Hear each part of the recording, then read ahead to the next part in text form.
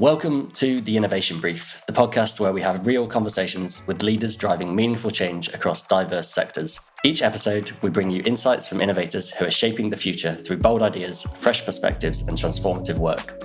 Today, we're joined by Dr. Nicola Millard, Principal Innovation Partner at BT, the UK's largest telecoms provider, part of the country's critical national infrastructure, and a company that I know pretty well from a few years that I spent working there towards the beginning of my career. Nicola has been labelled quite appropriately, I think, as human caffeine. She describes herself as half social scientist and half technologist. In her work at BT, she uses techniques from a wide range of disciplines to generate data, provocations, and stories, which create conversations from the boardroom all the way to the front line. Nicola is an award-winning presenter. She's a TEDx Talk veteran, and she has made radio and TV appearances around the world. Whether you're an innovation leader, a technologist, or someone trying to make future thinking land inside a large organisation, I think you'll find this to be a really interesting and entertaining conversation. So let's dive in. Welcome, Nicola. Really glad to have you here. Thank you, Matt, for that lovely introduction. You're very welcome. By my count, I think you've spent more than 35 years inside BT. I've lost count. Is that right? Yeah. I was only 6 when I started. I hasten to add, yes. Exactly. It's been a while. It's obviously one of Britain's largest corporations, a real national institution, I might say. But your title, Principal Innovation Partner, doesn't quite sound like a conventional corporate sounding role. So what does that actually involve? Maybe you could tell us a little bit about it. I don't think I've ever been conventionally corporate, to be perfectly honest. So my current role is a weird one. So obviously innovation's in my job title, largely my job. So I work for BT Business. So with a bit of BT that works with largely large corporates and public sector customers, mostly in the UK, but sometimes outside as well. So my focus really is to innovate with and for those customers. So I'm working with across multiple sectors, to be perfectly honest. So whether it's retail or banking or insurance or indeed as public sector as well. So that's fun for a start. I did also used to be a futurologist. That was my official job title, which always came with the same question, which was, do you have a crystal ball? The answer to that question was, yes, I do, because someone very kindly gave me one. Sadly, I saw no future in it, which is why I'm now a principal innovation partner rather than a futurologist. But I mean, the role largely is to take a lot of the... Obviously, BT innovates itself, so we do a lot of innovation internally. We're not very good at talking about it or even recognising that it's innovation sometimes. My role is to scout around and see what's going on innovatively within BT, but also we have a lovely set of university partners as well that we work with. And obviously I'm part academic as well. So whether it's working with Cambridge or Bristol or London Business School or MIT, Stanford, all those fabulous universities, we're sort of tapping into a lot of the brilliant brains there as well to try and sort of say, what are the challenges of work at the moment? What are the challenges that our business customers are addressing? I am also a slightly weird part of the innovation team in that you would imagine as with it's BT. So there's a lot of people that are very interested in the network, rightly so, because that's our core business. We've got a lot of technologists as well, but I always say I'm half a technologist and I'm never terribly sure which half, but whichever half isn't the technologist, the rest of me is a psychologist. So I always claim I look at the most disruptive part of innovation, which isn't the technology, it's us. Because frankly, if we don't embrace it and use it, it's a tiny bit rubbish, to be perfectly honest. So and that's the component that's often overlooked because people get very distracted about the shiny new stuff and they forget that people actually have to use some of these things. So I'm there to try and sort of look at that people aspect to make sure that we don't get carried away, that we do need to bring people along with us, because if we don't, innovation is not going to work. So what does that look like in practice then, this idea of people-centered innovation? So, I mean, I learned, I'm obviously, you alluded to the fact I joined BT very, very early very, very early in my life, obviously when I was 6. But, I mean, I learned very early on that you can't innovate without people. My first project actually in BT was building chatbots for contact centres. And that was part of our research division. And we did a trial very early on in the AI excitement of the 90s, because we've had AI excitement before, believe it or not. We had a trial up in Thurso, which is I always say if people go, where's Thurso? I go, keep driving north, and when you fall into the sea, you'll find Thurso. So a very long way up, we had a contact centre up there, and we actually trialled neural networks up there. And we did a couple of trials, and I think the people aspect came out really strongly in those trials, because the first trial, we very much involved people. We were doing effectively network diagnostics, but with non-network people. So what we were trying to do was to get some of the information that were in our engineers' brains into the mouths of the people doing the customer service, who were very good with customers, but they weren't engineers. So what we were trying to do was to transfer a lot of the expertise in the engineers' brains, basically, put that on the desktop of the advisors. And we involved both the engineers and the advisors on that, because frankly, back in the 90s, we did not have data lakes. Everything was very manual. So I ended up interviewing loads of people about how they did their job effectively. And then we trialed it. And actually, it was a very successful trial. The only trouble being was it was very expensive, because the data bit was the bit that it worked on, and it still does. AI doesn't work by magic, oddly enough. It works by data, and we had to maintain the data, and maintaining the data costs more than building the system. So you can understand why that first trial worked. We then did another trial off the back of that, where we didn't really work with people, because we got a lot of information in the first place, and we trialed another version of it slightly further south. So we were still in Scotland, but we moved down to not quite the edge of the country. But we did another trial. We didn't talk to people, and oddly enough, we put it on their desktop, and they didn't use it. So instantly, it was kind of okay. We do understand that we need to work very carefully with people to do these things, because otherwise, they won't know what they do. They won't figure out that it will help them to do their job. They don't feel the sense of ownership. They don't trust it. All of those things are the fundamental things that we see now, still, in the many, many years of innovation I've done, and most of which have failed, it has to be said, which is one of the things around innovation. But it generally doesn't succeed, but you learn from those things. And I think we learned quite rapidly that if we wanted a successful implementation of anything, particularly in things like contact centres, which has been a theme across my career, you do need to involve people. So perhaps you could tell us a bit more about some of those blockers that you have come up against as an innovation leader inside a large organization. Maybe some lessons you could share with us about how you've overcome some of those hurdles. Yeah, there are many. I mean, obviously, I mentioned the fact that we fail quite a lot in innovation. And to be honest, failure in most organizations would be something that's punished. It's kind of, oh my God, that's really bad. You failed. Oh no, right, we'll sack you, or, we'll give you a terrible appraisal. But actually, in innovation, it's weird, because actually failure is something it's not good. I mean, you never want to fail, but you do want to learn. So I think that the first thing is that obviously leaders typically are fairly uncomfortable when you go, this is probably going to fail, but we're going to try it anyway, but we're going to learn a lot. Instantly, they're kind of backing off and going, oh, we're not sure about this. So I think that whole capacity for risk and that possibility of failure is always there with innovation. Now, obviously, I keep saying you don't tend to innovate on things that are inherently risky in the first place. So you don't want to do brand new innovation on something that's safety critical, for example. You definitely want to be testing something before it goes into a safety critical area. But that sort of appetite for risk and the possibility not to punish failure is big. The other thing I think, and I was lucky, most of the initiatives internally I've worked with in BT, because obviously I do most things externally now, but internally within BT, the key was actually having a senior champion. So, I mean, particularly we want to involve people and contact centre people, especially because even my PhD was on contact centres. I'm very obsessed with them. They're brilliant places, to be honest, because they're very human, but there's lots of technology involved. But if you want to interview someone in a contact centre, you have to build a business case to take them off the contact, because that's what they're employed to do, and you can see pounds, shillings and pence actually associated with that. So you need senior buy-in to even get permission to talk to people. So you need a senior sponsor. The risk then is if you're partway through the innovation and the senior sponsor then leaves, which has happened on so many occasions, you get someone new coming in who's going, what's going on? And you then have to kind of start again. So I think senior sponsorship and buy-in is absolutely critical to get things right. And then, of course, I did run a culture change team for a while, and that seems a bit bizarre, but I kind of realised that innovation is more about culture change than sometimes the technology. So a lot of it's around, as I said, getting people's hearts and minds on board, actually telling them about what this innovation is and how it might help them.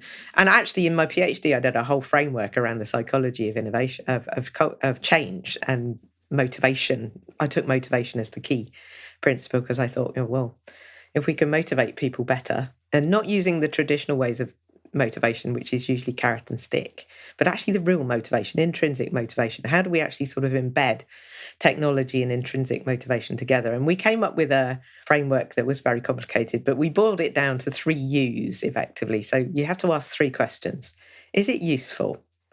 Now, most technology is, to be perfectly honest, it does what it says on the tin, but it's the perception that it's useful that's the important thing. So how do you actually convince people that this is something that will actually, change the way they do their job? But often people are very comfortable in the way that they do their job. So changing the way they do their job is instantly, I don't know if I want to do that. So you have to kind of work with them to say, actually, is this genuinely going to change the way you do your job in useful ways, not making the job harder?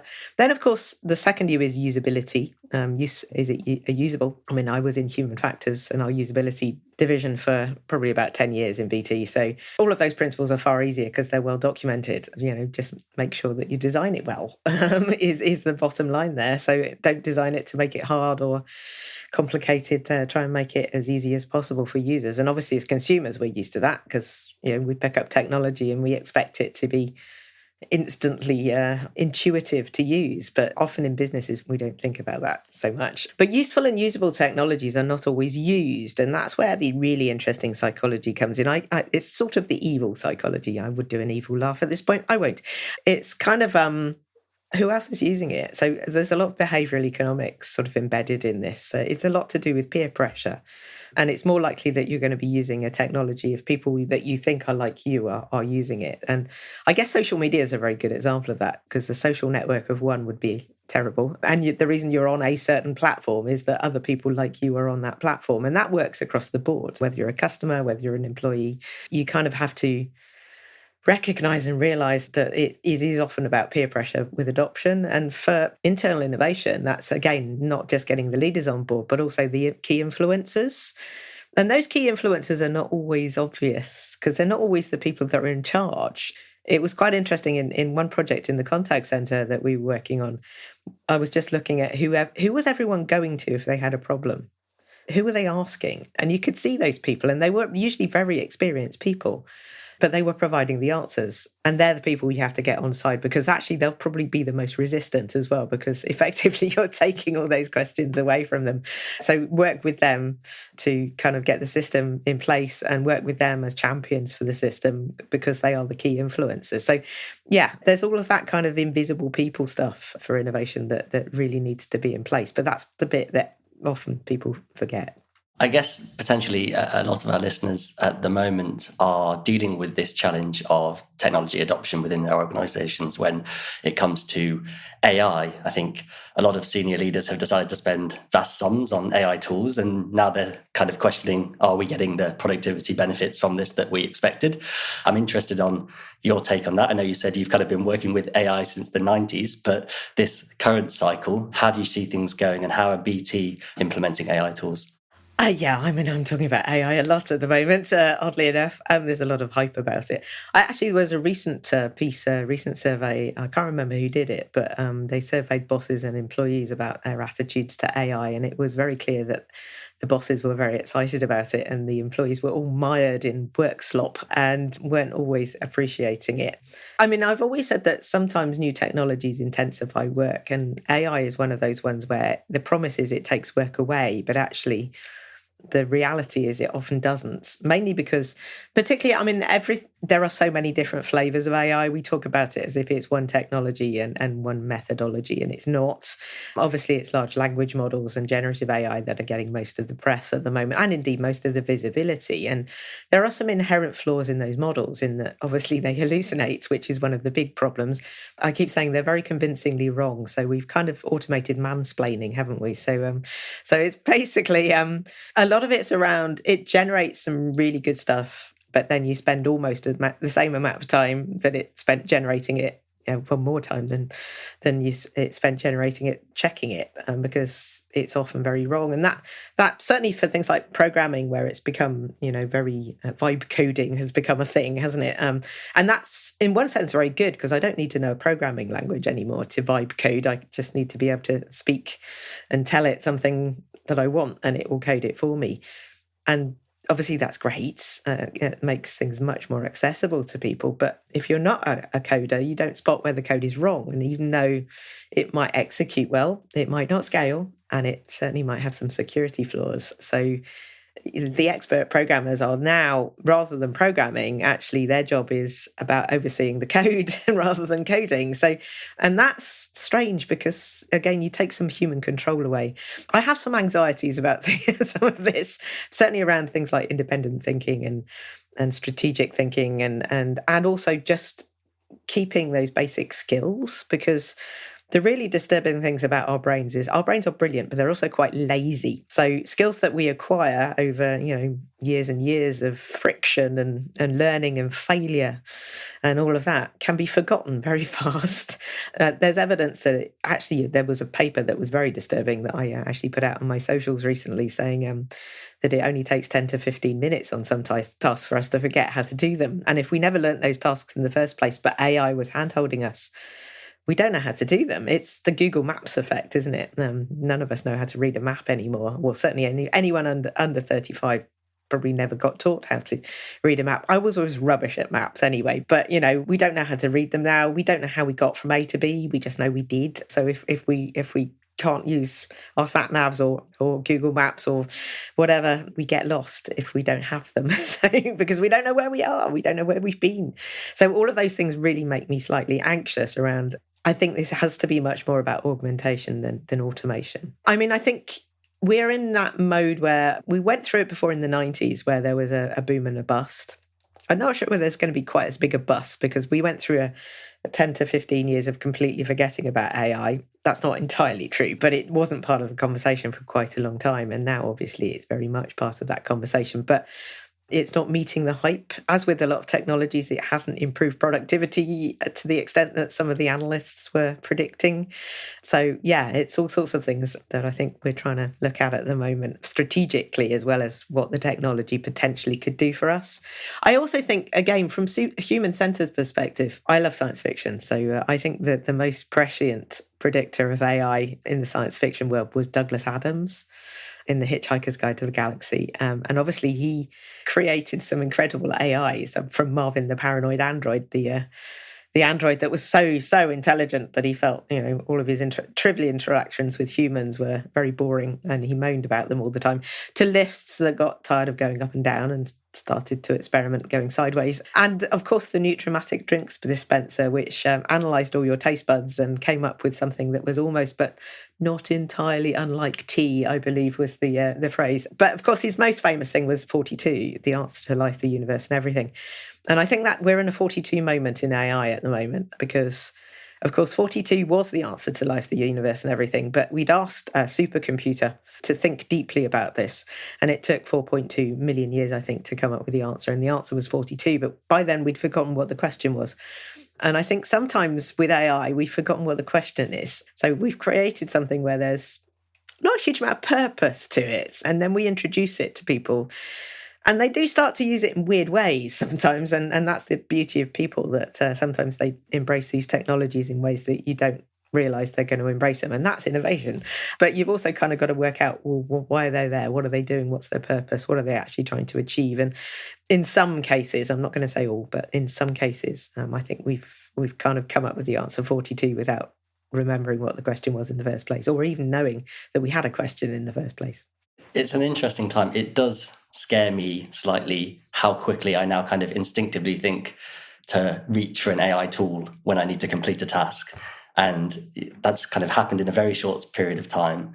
And yeah, I think I also share your concerns about, I guess, especially for sort of people that are entering the workforce, that are coming into this world and perhaps haven't had that experience of working in a non-AI way in the past. If everything is handed to them by AI, then are they able to develop those skills that other people would have done in the past? I guess in some ways, there's kind of a bit of a parallel with this technology shift and this shift in the way of working with this big shift that we saw maybe 5 or so years ago during the COVID pandemic. And I know that was a really challenging time for a lot of people, but I found it really interesting. I think that was when I first came across your work, actually, Nicola, when we were colleagues at BT. And I remember we were all kind of trying to figure out what would this new way of working look like? How was everything going to function?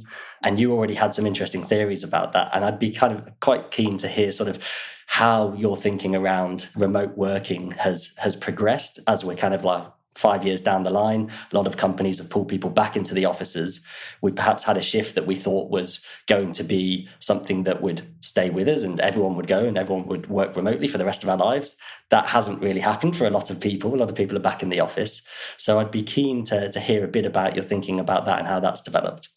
Yeah, well, again, my second job after building chatbots in BT was helping out on our first homeworking trial. So that was, again, early 90s. So we've been thinking about homeworking for a long time. So when the pandemic hit, pandemic was a very good example of crisis innovation because we had to innovate. We were in weird times, and crisis is always a really good accelerator where innovation is concerned. It's not a pleasant accelerator, it has to be said, but when you are under pressure to do things, you do end up doing things quite fast. And that was a prime example, the whole pandemic shift almost overnight of people going from office-based to home-based. But we knew home-based working worked. That trial in the 90s, again, was with contact centres. And again, in Scotland, we did a lot of trials in Scotland and Northern Ireland, actually, as well. But we did a trial that was called the Inverness Experiment, oddly enough, because it was an experiment and it was in Inverness. So we were that original. But that was a year's pilot back in the early 90s where we worked people from home for a year. They were volunteers, so slightly different to the pandemic.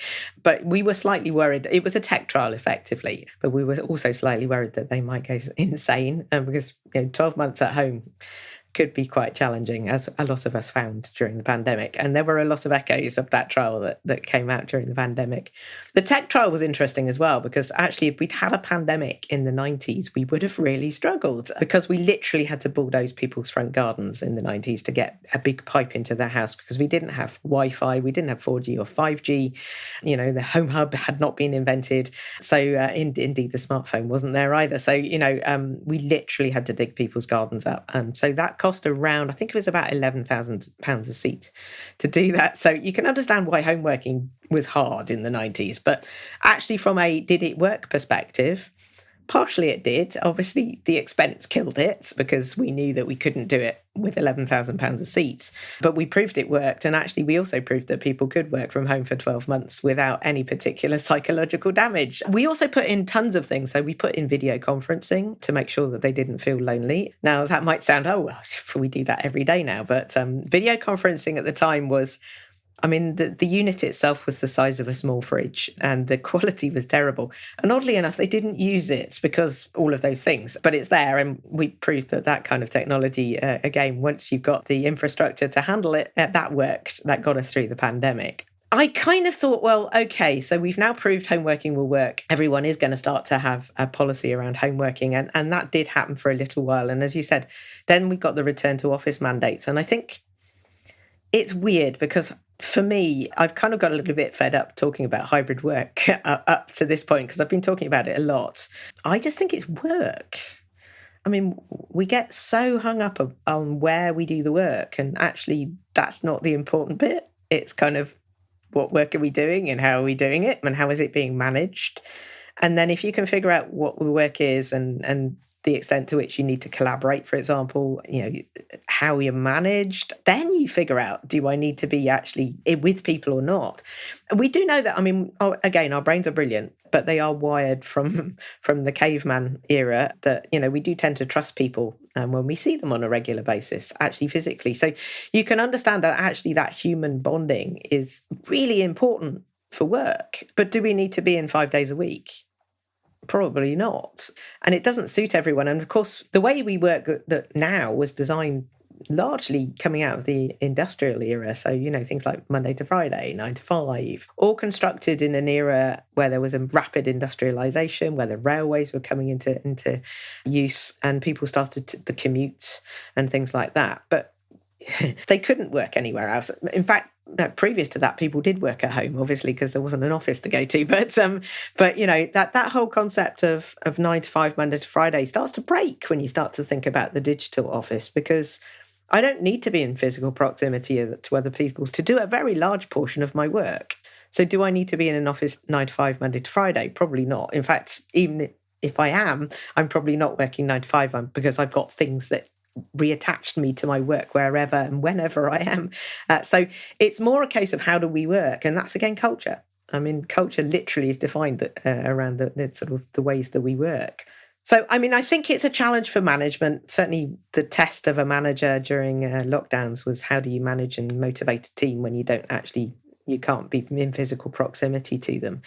And we don't teach managers very well how to manage. I think there was some very disturbing research about 2 years ago showing that I think it was 81% of UK managers were accidental managers.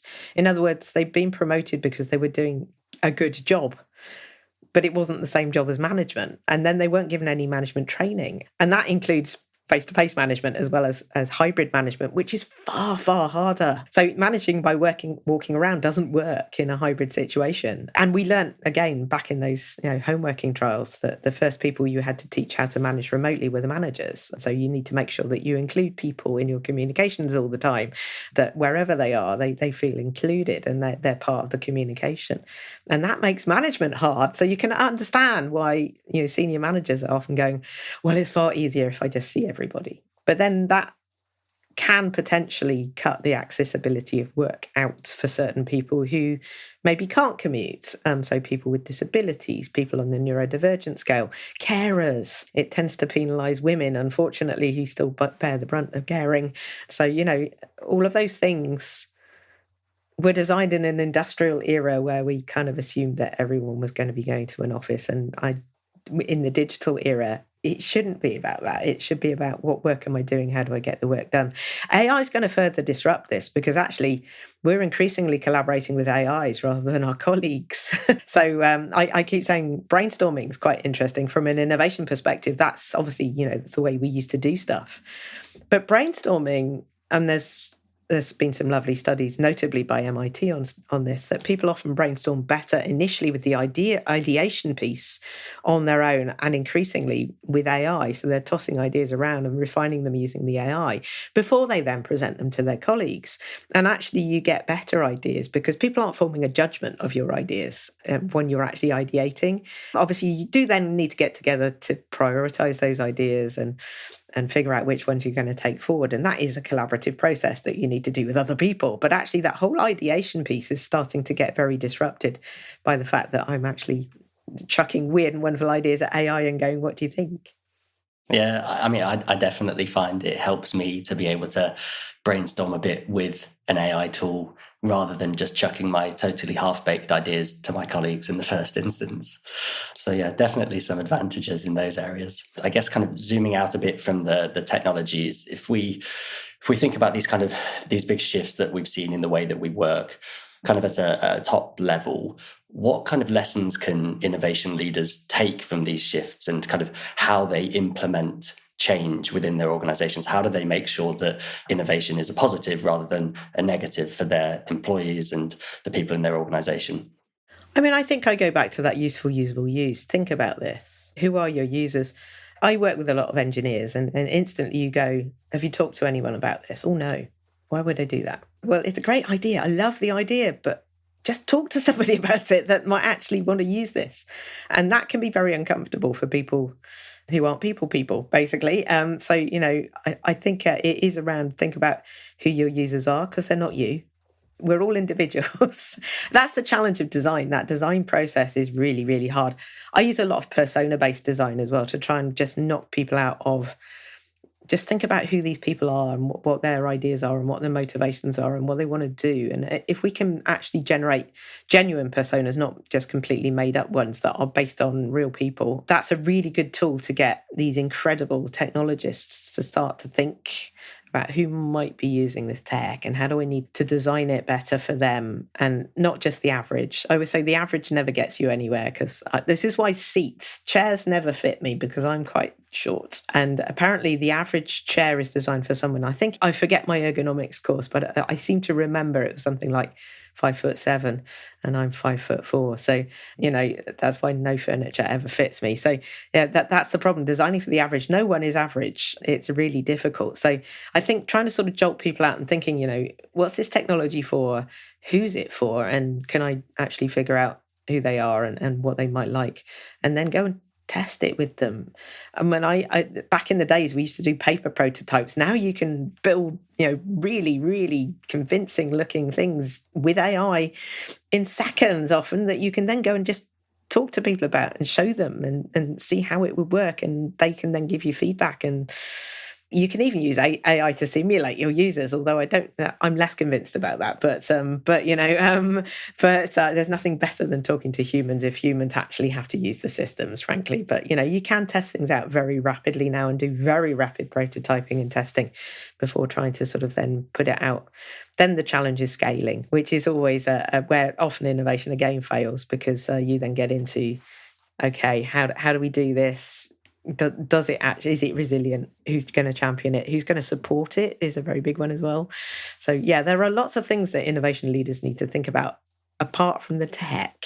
I've always said, get out there with the users and actually try and sort of figure out where this tech, what problems is it solving, and how do we actually solve them, using probably a combination of tech and people, to be honest. But yeah, the people bit is very important and very difficult to get right. Absolutely. Nicola, thank you very much. It's been a really entertaining conversation. For anyone who's been listening along to this, where's the best place for them to find out more or hear more from you? Oh, crikey. Well, I'm all over socials. So I've got LinkedIn profile, probably the first place to go. So I try and post interesting and weird stuff on a fairly regular basis. So yeah, come follow me on LinkedIn. I'm Dr. Nicola Millard. Excellent. We'll stick the link in the show description. Thank you very much, Nicola. That is a wrap on this episode of the Innovation Brief. Thank you very much for joining us today. Some really interesting insights into the future of work, life, and technology. So hopefully one that our listeners really enjoyed. If you did enjoy this conversation, please make sure to share this episode, subscribe to the Innovation Brief, and leave us a review. It helps other innovation leaders and curious minds to find the show. We'll be back soon with another great conversation. This has been the Innovation Brief, and I've been Matt Briggs. Thanks for listening.